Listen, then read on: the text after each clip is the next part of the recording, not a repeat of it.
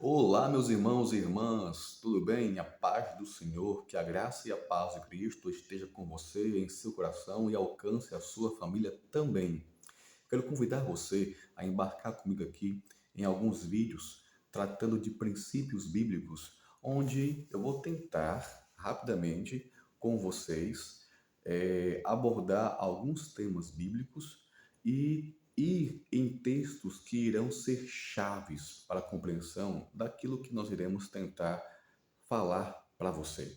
Logicamente que não vai ser possível dissecar o assunto, não vai ser possível tratar com vários outros textos e abordagens, porque o tempo aqui não permite. Eu queria que fosse um vídeo que você possa, pelo menos, assisti-lo e esse vídeo venha a despertar em você uma curiosidade sobre o tema. Que você procure o seu pastor, que você procure a sua igreja, que você procure alguém que possa estar orientando você melhor, ou até mesmo pode estar vindo conversar comigo a respeito do assunto, mas que seja de maneira assim curiosa mesmo. Então, alguns textos chaves aqui vão ser aqueles textos assim checkmate. A ideia é essa, que não tem como distorcer, se bem que a gente sabe, o inimigo é sujo, né? Ele usa pessoas de um jeito que distorcem qualquer coisa. Mas são textos claríssimos a respeito de alguns assuntos. E eu digo isso por quê? Porque eu tenho percebido que algumas doutrinas têm ganhado força. Doutrinas essas que, ao meu ver, são para lá de absurdas. Mas eu fico entristecido ao ver pessoas que deveriam ter um outro conhecimento a respeito sendo levado por essas doutrinas como de fato um vento carregando. Mas isso de fato também é uma profecia cumprida. Mas não é porque é uma profecia que você vai se encaixar nela negativamente. Então eu quero despertar você a sua curiosidade para tratar melhor desses assuntos. Eu queria começar então lendo com você aqui um texto bíblico e a gente vai discorrer sobre esse assunto e você vai entender onde eu quero chegar. Por exemplo, 2 Timóteo 4, verso 3, vai dizer assim: Pois haverá tempo em que não suportarão a sã doutrina, pelo contrário, cercar-se-ão de mestres segundo as suas próprias cobiças, como que sentindo coceira nos ouvidos. O apóstolo Paulo, ele vai, junto com o apóstolo Pedro, com o apóstolo João, né? O próprio Jesus já havia alertado a respeito de falsos profetas e cristos, mas a gente vai perceber, basicamente, posso citar esses três, Paulo, Pedro e João, vão citar falsos mestres no meio da igreja. Queridos, o que eu tenho ouvido esses últimos dias não é brincadeira. Eu queria tratar isso de fato com você com seriedade. Eu já cheguei a ouvir, por exemplo, vou tratar hoje do assunto Bíblia, que é o que temos aqui em mãos agora. A temática de hoje é a Bíblia. Eu já ouvi pessoas falarem que o Antigo Testamento já foi abolido, passou, não tem mais para nós nenhuma validade. E isso para mim era fácil de refutar, até hoje é. Mas eu percebo que essa doutrina, antigamente, que era algo que você ouvia de modo aleatório, passou a ganhar força. Já cheguei a ouvir pessoas dizerem que toda a Bíblia, com exceção de algumas cartas, com exceção de algum autor, ainda se encontra em validade. O pessoal fez assim uma distinção absurda de antigo e novo, fez uma distinção assim absurda de tempo da graça, tempo da lei, como se a salvação antigamente fosse de um jeito e hoje é de outro, como se o Deus do passado não fosse o mesmo Deus do Novo Testamento, Deus de hoje. Gente, assim, é umas ideias absurdas de dicotomizaram, dicotomizaram o evangelho de tal forma que virou bagunça. Mas, falando sobre a Bíblia, é verdade que ela é a palavra de Deus, não é a palavra de Deus, contém a palavra de Deus, e aí? Eu sei que tem alguns que usam do subterfúgio de encontrar na Bíblia erros, como dizem, e com isso alguns têm tentado invalidar a Bíblia. Só que o que me surpreende mais ainda é alguns cristãos, que se dizem cristãos, pegarem esses mesmos erros para tentar diminuí-la à sua própria vontade. Aquilo que não me serve, eu não uso. Eu costumo chamar de crentes por conveniência. Aquilo que me serve, aquilo que me agrada, eu vou praticar. Aquilo que não me agrada, eu digo que passou, que já foi abolido, que acabou. E no final, a pessoa acaba que, por não fazer nada, ela nem cumpre o que diz que cumpre e nem aquilo que já falou que não cumpriria. No entanto, o que é que eu digo para você? O inimigo tem atacado ferozmente temas bíblicos que são importantíssimos para a nossa compreensão, como a importância da Bíblia e a sua validade. Eu já cheguei a ouvir um absurdo, vai ser tema de um próximo vídeo, que fala que Jesus não voltará. Eu ouvi um outro absurdo, e pasme, pior ainda, que Jesus já voltou. Olha, eu não sei você, mas a doutrina que eu tenho o maior prazer, que me enche de esperança, é a doutrina da volta de Jesus.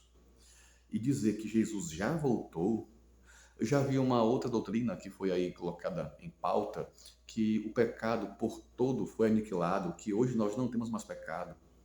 Gente, é tanta coisa assim, que confronta a nossa fé, que nem os reformadores na sua época eram capazes hoje de falar tal coisa. Na verdade, acredito que os reformadores, se pudessem, eles estariam agora se contorcendo nos túmulos, porque essas doutrinas que estão sendo agora inventadas, né, e espalhadas, elas confrontam de maneira feroz, pelo menos, os cinco solas da Escritura, que é o solo Escritura, que é só a Escritura, só a fé, só a graça, só a Deus daí a glória,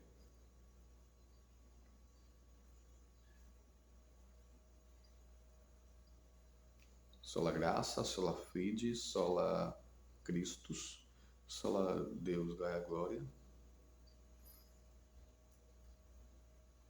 e o só, e o somente Jesus, né?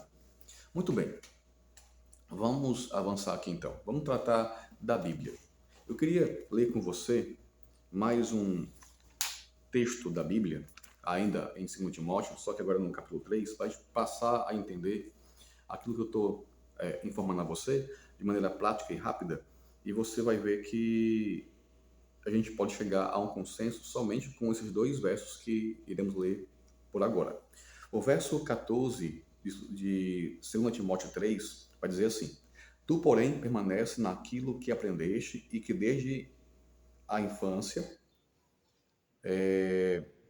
Tu, porém, permanece naquilo que aprendeste e de que foste inteirado, sabendo de quem aprendeste, e que desde a infância sabes as sagradas letras, que podem tornar-te sábio para a salvação, pela fé em Cristo Jesus. Toda a Escritura foi inspirada por Deus e útil para o ensino, para a repreensão, para a correção, para a educação na justiça, a fim de que o homem de Deus seja perfeito e perfeitamente habilitado para toda boa obra. Aqui o apóstolo Paulo está conversando com, ou mandando uma carta, no caso, para Timóteo, o jovem Timóteo. E o interessante é que ele vai dizer que ele deve permanecer naquilo que ele aprendeu. Vai dizer que o que ele aprendeu desde a infância são as sagradas letras. Ele está aqui falando sobre a Bíblia da época, o que corresponde ao Antigo Testamento, que é o que tinha até então. E vai dizer que esse Antigo Testamento pode tornar Timóteo sábio para a salvação pela fé em Cristo Jesus. Como é que o Antigo Testamento já foi abolido? Porque para eles lá a salvação ela era pelas obras, de acordo com a mente de alguns aí, e o apóstolo Paulo está dizendo que o jovem Timóteo ele vai tornar-se sábio para a salvação pela fé em Cristo Jesus, guardando e praticando o que ele aprendeu nas sagradas letras, uma referência ao Antigo Testamento. Me diz aí. Gente, é um absurdo dizer que o Antigo Testamento foi abolido, dizer que não é mais para nós, que pode rasgar da Bíblia porque estamos agora no tempo da graça. A salvação pela fé em Cristo Jesus já estava prefigurado, já estava anunciado desde o Antigo Testamento, desde o momento em que Adão e Eva pecou. Então, assim, é um absurdo. Vou ler de novo. E que desde a infância sabes as sagradas letras que podem tornar-te sábio para a salvação pela fé em Cristo Jesus. A mesma escritura que serviu para o povo do passado, que corresponde, abre aspas, ao Antigo Testamento, já falava sobre a salvação pela fé em Cristo Jesus. Aqui o apóstolo Paulo não está fazendo uma referência a uma nova Bíblia, até porque não tinha. Ele está fazendo a referência às sagradas letras, o que já tinham ali. E ali já era anunciado a salvação pela fé em Cristo Jesus. Então, vamos continuar. Toda a Escritura, queridos, toda é toda. Toda é toda. Logo, eu entendo que toda a Escritura, na mentalidade do apóstolo Paulo aqui, está fazendo uma referência, mais uma vez, ao Antigo Testamento, que era a Bíblia da época. Hoje nós entendemos esse toda como sendo o cânon fechado, ou seja, tanto o Antigo quanto o Novo Testamento. E nós queremos assim porque de fato é assim.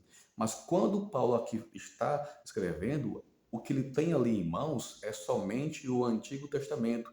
E ali, o Antigo Testamento, além de ter dado já um checkmate nessa questão só com o verso anterior, agora no próximo verso ele vai dizer que toda a Escritura é inspirada por Deus. E vai dizer mais: útil para o ensino, repreensão, correção, educação na justiça. Para qual propósito? Para tornar o homem de Deus perfeito e perfeitamente habilitado para toda boa obra. Então, queridos, só com esse verso já dá para entender muita coisa. Já dá para entender, se você for fazer uma análise do texto como nós fizemos, com a compreensão correta de texto, de contexto, você pode perceber que aqui não, nem o apóstolo Paulo faz essa distinção entre salvos pelas obras, salvos pela graça, salvos só com o Novo Testamento, salvos só com o Antigo Testamento.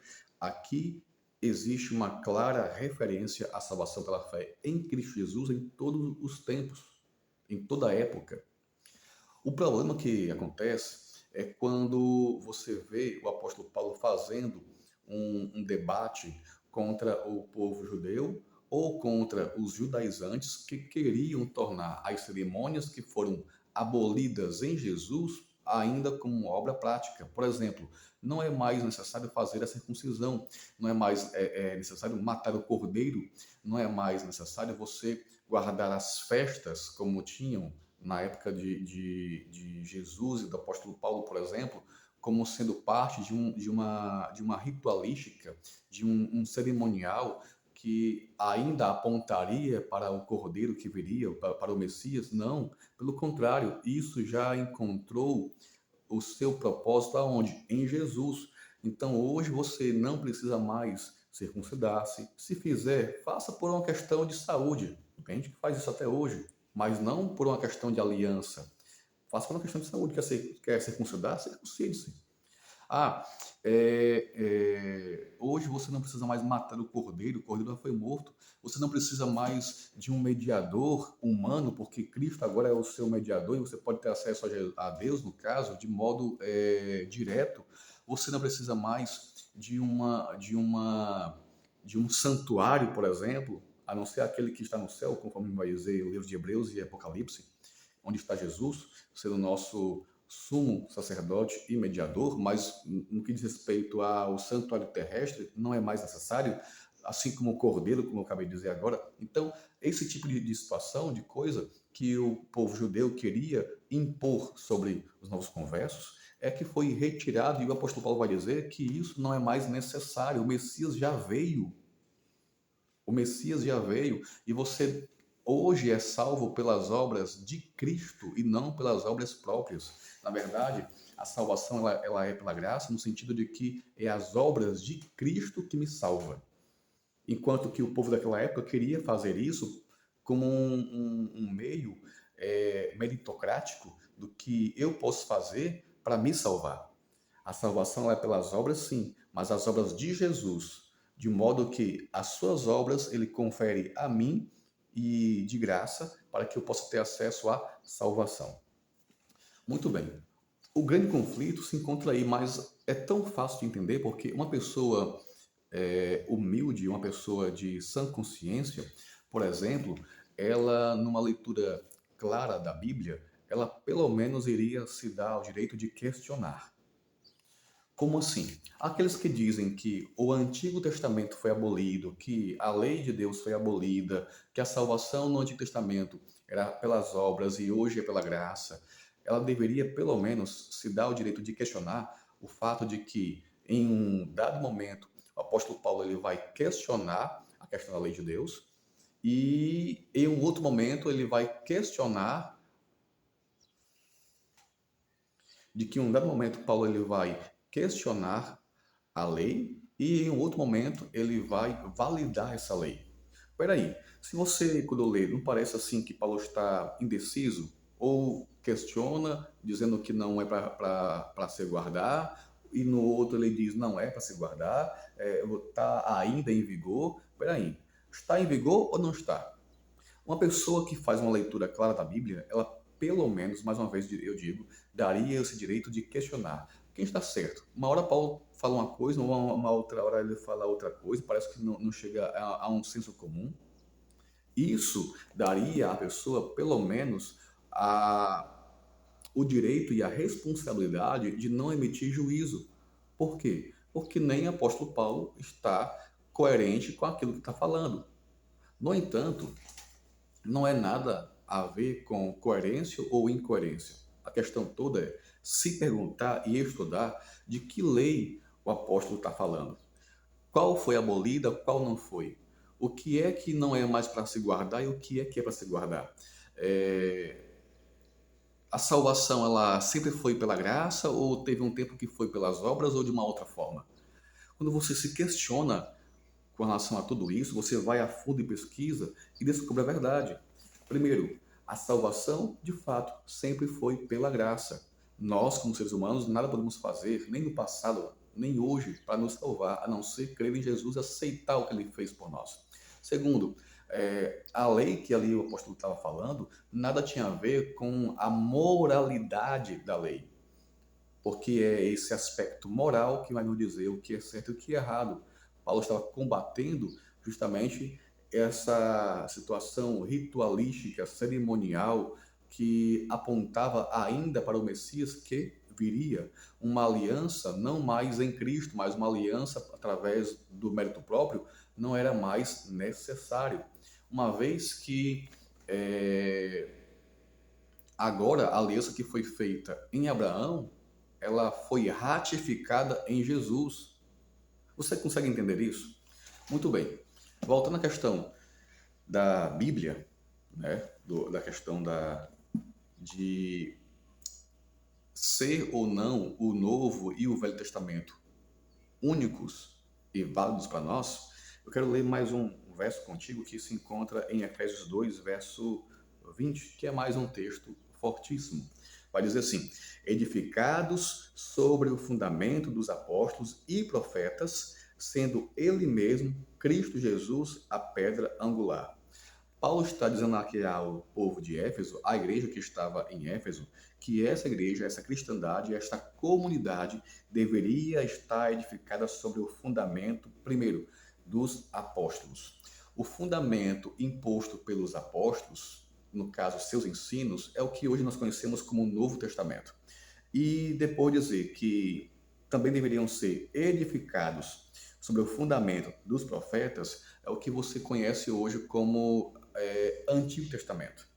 Então, a Igreja de Cristo, ela está fundamentada no que os apóstolos ensinaram e no que os profetas ensinaram, no que está revelado no Antigo Testamento e também no que está revelado no Novo Testamento. Claríssimo, não tem como você negar esta verdade. Então, eu quero concluir dizendo a você Só o verso de 2 Timóteo 3, do 14 ao 17, já por si só ele dá uma aula teológica com respeito à validade da palavra de Deus como um todo, o cânon completo, Antigo e Novo. O texto de Efésios 2, verso 20, também dá uma outra resposta certíssima, certeira e concreta com relação ao fundamento que a igreja de Cristo deve estar. Em qual fundamento? E aqui o fundamento não está falando sobre edificação, no sentido de que os apóstolos e os profetas são a pedra angular. Né? O apóstolo Paulo ele vai fazer essa clara distinção. Os ensinos dos apóstolos, os ensinos dos profetas, sendo Cristo a pedra angular. Temos que ter essa tríade de doutrina, ensino e fundamentação. Cristo, a pedra angular, os profetas e os apóstolos. Uma igreja que não está fundamentada nessa tríade de pilares, esses três pilares, é uma igreja que não tem toda a verdade. Até porque o próprio apóstolo Paulo vai dizer que a igreja de Cristo ela é coluna e baluarte da verdade. Se ela não possui esses três fundamentos, essa igreja não é nem coluna e nem baluarte da verdade.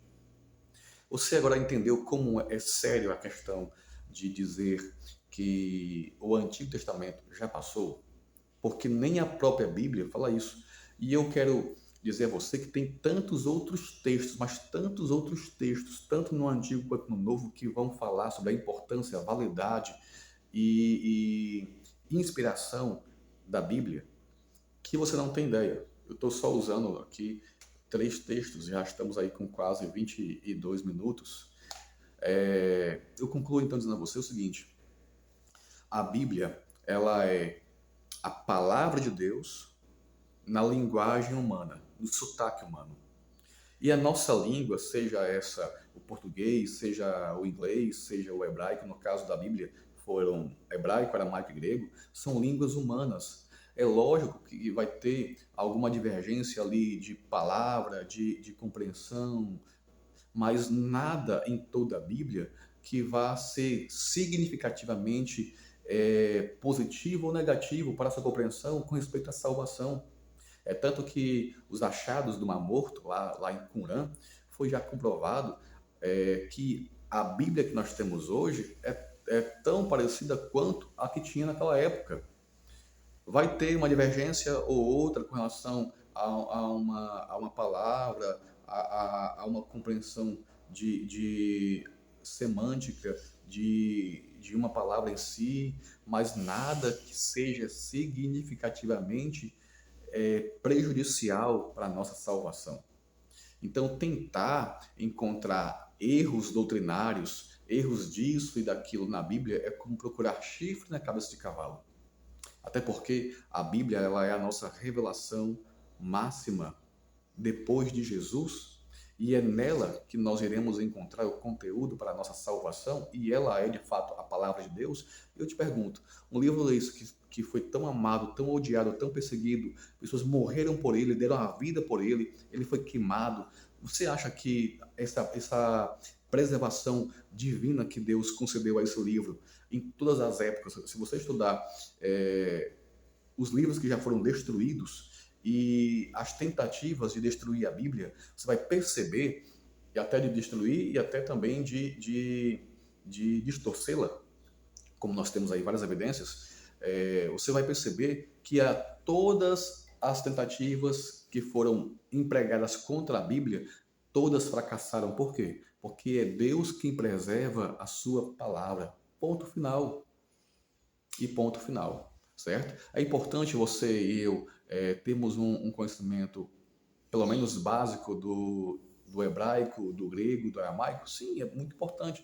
Tem textos, por exemplo, vou citar para você aqui só um texto, que na nossa Bíblia, no português, está de um jeito, no original está em outro. Por exemplo, o Salmo 23, versículo 1. Quem não conhece esse salmo, né? Salmo 23, versículo 1. Na nossa Bíblia vai dizer assim: o Senhor é meu pastor e nada me faltará, certo? Na língua original, no hebraico, está assim: o Senhor é meu pastor e de nada terei falta. Você percebeu a diferença? Eu te pergunto, mudou? Mudou o sentido primário do texto? Não. Deus continua sendo o meu Senhor, o meu pastor, e é Ele que me mantém.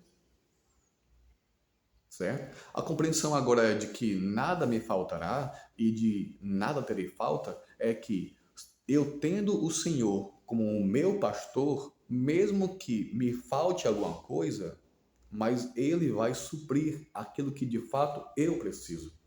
Diferente do nada me faltará.